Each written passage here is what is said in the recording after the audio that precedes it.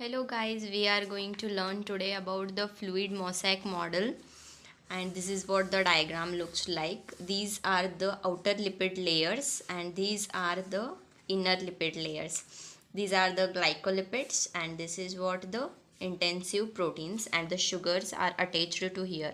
These are the extensive proteins. Same here, these are the inner and outer, and this is what a diagram: extensive, intensive, and the glycoproteins are attached to the extensive proteins, as well as the sugar is also attached.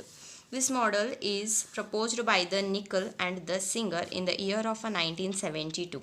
This model explains the structure of the plasma membrane. According to this model, plasma membrane consists of the lipid and the protein.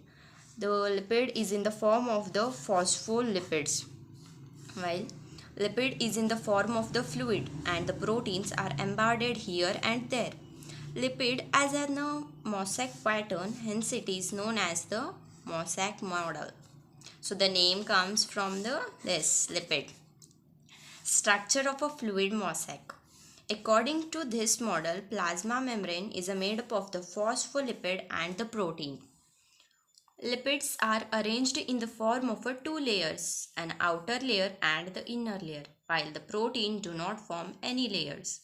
Each protein molecules have a hydrophobic tail and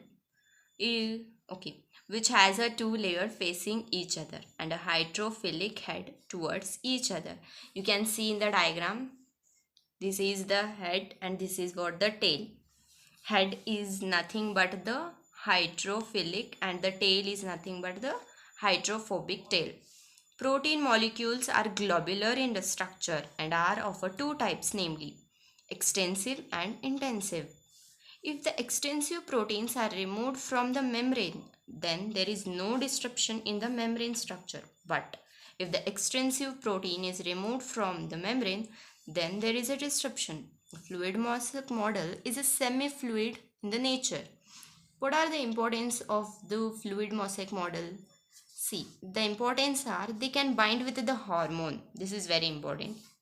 These membrane protein functions as ion pumps and they functions as the antigens. So this is all about the fluid mosaic model, and this is the diagram which I haven't labeled because you should take a screenshot and you can label it. Thank you. Do like, share and subscribe.